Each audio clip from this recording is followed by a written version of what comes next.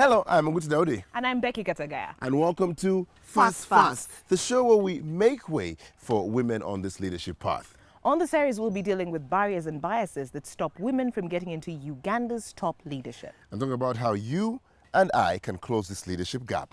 Now, on Fas Fas today, we're dealing with sexual harassment in the workplace. And how, well, we can stamp it out. Joining us to further the conversation, we have social analyst Christine Nakiria. And we have social entrepreneur Patricia Cahill-Kutesa. Lawyer and writer Daphne Arinda. And social and political commentator Crispy Kaheru. Without any further ado, let's make way and make some noise. According to the 2016 Uganda Demographic Household Survey, women experience more sexual violence than men. It states that women in Uganda are more than twice as likely to experience sexual violence as men. More than 1 in 5 women aged 15 to 49, that's about 22%, report that they have experienced sexual violence at some point. Compared to the 8% of men who account for 1 in every 10 men. The experience is no different in the corridors of power.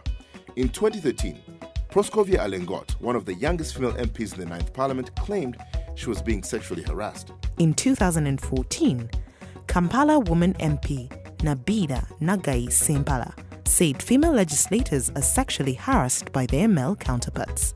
So on top of pursuing positions of power, women in leadership have the added battle of sexual harassment. A big thank you for each and every one of you for joining us today on this episode of Fasi Fas. And if you at home would like to join the conversation, you can. All you have to do is use our hashtag FasFas across all our social media platforms. And of course, thank you to our guests for making the time and for coming. And well, let's just get right into it. Sexual harassment is very ambiguous most times. The definition is very unclear. And so I'd just like to start by asking you instances of sexual harassment that have happened in your life, and maybe from there we can begin to get a clearer picture of what sexual harassment means. I'll just start with Patricia. Yeah. Okay. Sexual harassment. First, if it doesn't make me, if I'm not comfortable with it, if you come at me with N-words, you come at me with whispers and all those things that, ew, irritate me, you're harassing me. But we're also an overly sensitive generation, though. So when does it become just your intolerance, and when does it become harassment? If I'm not comfortable with it, and I tell you I'm not comfortable, please find a lane. Okay. Stay in your lane. Okay. Don't join mine. Okay. Yes. She's giving you a proper answer. Well, yeah. But let me ask Daphne. Does the law have a definition for sexual harassment? What is it other than feelings or feeling uncomfortable? Is there a clear-cut definition, or can we make one? Yes, I may not quote the exact definition, but towards sexual harassment. So there has to be something sexual about it. And sexual, I mean, we all know what sexual is, the body parts or the spirit behind the words, something sexual. And then harassment, just like Cahill said, someone is uncomfortable about it. So there's a feeling of you're being harassed, you're not comfortable about it. It's an aggression against you. Okay, Yeah. let me just say something. Like for example, I have a very deep, seemingly sexual voice. You wish. Well, you know what people consider that, and so normally you might be having a conversation, and people say, you know what, you're harassing me. But is it possible that sometimes people cross the line of sexual harassment without actually realizing that's what they're doing? Crispy. No, I think for me it's more about the communication of one's feelings. The feeling of discomfort that we're talking about should be communicated to the other party. If it's not communicated, then we would assume there's some level of consent and therefore it's not sexual harassment. But if it is communicated to say, oh, you're crossing the boundary, then I think it ceases to be... But some people will say, if I haven't said yes, then you should automatically assume that I have not given consent therein. So. Well, but you see, what we're dealing with here is intuitive in one way, but it's also based on culture and practices. In many of the cultures in Uganda, women don't come out to say openly that, you know what, stop. That's the boundary, don't cross this line. Yes. They don't, they'll just keep quiet. There's that continuous feeling of discomfort. You're harassing me, you're pushing me into something that I don't want. And for me, that is why I go back to the whole point that it's about the woman communicating their feelings, that this that you're doing makes me uncomfortable, this that you're saying to me makes me uncomfortable.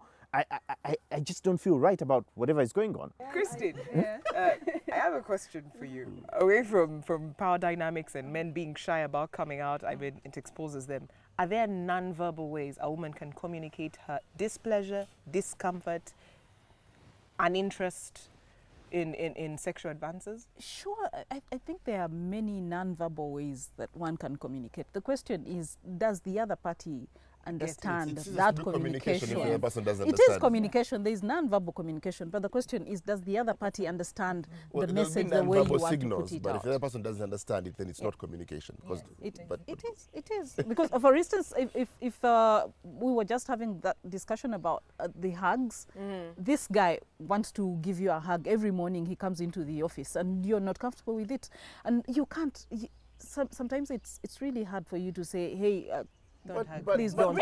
And you just why is it? If you're pulling back, if you Don't come it back may and hug sound me rude. again. See, it may sound rude, especially if that person is your supervisor. Yeah? Assertive, even if we are not going to accept you being the supervisor up there and you're harassing me and you're taking away my rights to speak for myself because you're a supervisor. That's I will okay. be assertive in my Yeah, decision. it is okay, but we also have to be realistic. Yeah, these work environments that we are in, day out, are very different. Yeah, if you say that to your supervisor before the rest of your colleagues, that could earn you something very different at the end of the day. Not in front of my colleagues. Is the problem Pulling back. Is the real problem the lack of technique on how to communicate these things? Because you're saying if you say that in front of your in front of your colleagues, then it's a problem. But what if you went to your supervisor's office and told them, you know what, I'm not comfortable with maybe this. that, Let's yes. stop doing. So Maybe is the that, problem that maybe people that, do not maybe know that. how to communicate their displeasure. their boundaries?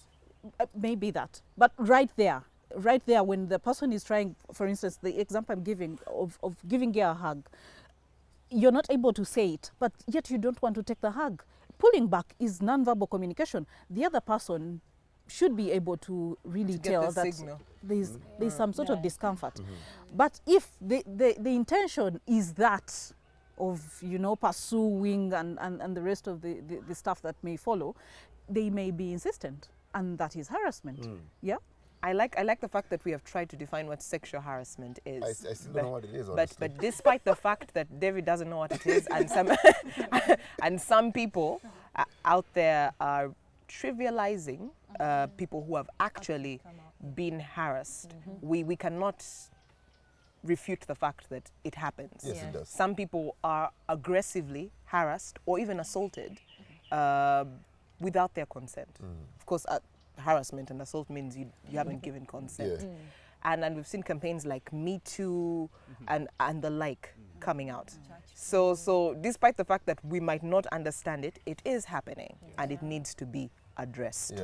So we wanted to know what the public at home thought. Would you speak up if you are a victim of sexual harassment in the workplace or wherever it is that you are? Would you speak out? And we took a poll to find out.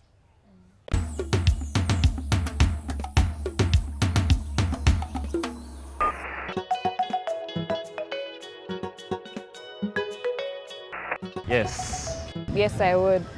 Yes. Yes. Why wouldn't I? Yes. Yes. Yes. Yes. No. Say no. Yes. Yes. Yes. Yes. A very big no. Yes.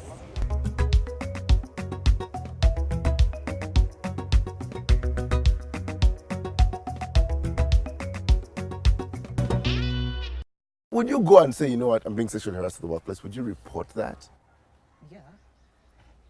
Honey, there's this guy at the office. So you report to your husband. I will tell my husband that's the first one. I'm a married woman. But what can your husband do about it? What, he's going to walk into the office and go like, have you met my husband? Who is touching my wife? Have you met my husband? Who is David Ogutu? Is that the right way to do it though? That, as a married woman, that's my first ground. Okay. I think I totally agree with Kahil. What she says is actually the common practice. When these things happen at a workplace, many times you won't hear them through the channels of the office, through the human resource manager or something. You hear about them from the outside, that you know what, there's something going on, this guy is on my case, but you will not hear them through the official channels. And that is exactly what is happening. So can But- the official channels help? But Would the official channels help? well, they seek solace outside well, because they feel like the official channels, not help. they could, but in many times, I think, from experience, I think they have not helped. And I'll give an example. You know, first and foremost, people are uncomfortable talking about sexual harassment within the office. You know the office environment. You say something to your HR, the next time, or even your colleague, even the other colleague knows it, even the other one knows, there is no confidentiality. Would I want to live in such an environment after reporting? Maybe not. So that's why I would rather find the other, you know, external mechanisms, structures out there. The same exact things when it's again still in the corridors, still more people know, and therefore No, like no, David, there's a difference here. Yeah. Here, your colleagues that you work with 8 hours a day, 8 hours a day, you don't even spend that time with your partner. Yeah. You know, 8 hours you're with your colleagues and they're talking about you. Oh, that guy, you know, that chick is being sexually harassed. You know, when you speak about it on the outside, at your kafunda, whatever, it stays there with your bades and whatever. That will not get into your work. Is there a stigma around? Is there like shame in being a sexual harassment victim? There is I a think stain. in the workplace, At the in the workplace, yes. it's not always about shame. It's about, we live in a country where our laws are not really enforced. So the Employment Act is very specific about sexual harassment. It's not as specific as that on other kinds of harassments, but for sexual harassment, it has its own section. It's very clear cut. But how often are laws that are violated in this country actually, you know, implemented? It's very rare. So you know that you're going to, one, expose yourself. After exposing yourself, you're going to expose your boss or a person in a higher rank. And after doing that, the law is not going to protect you. So you're better off shutting up about it and, you know, taking your troubles elsewhere, because here you're going to expose yourself. Next day you're going to be kicked out, not because you say it's sexual harassment. The HR could decide to say, performance, we're appraising you and you didn't perform well, but you know at the back of it, it's sexual harassment. And when you try to pursue it, like he said, what are the mechanisms of, you know, addressing these issues? They're not clear cut, or if they're there, they're not effective. So again, power dynamics, and the woman or the man will have no solution, and they'll take it out So of the counterattack after you've exposed a person in power. And we have to take a quick break right about now. But if you're at home and you have an opinion that you'd like to share, please feel free to share it on our social media platforms with the hashtag Fasi Fas.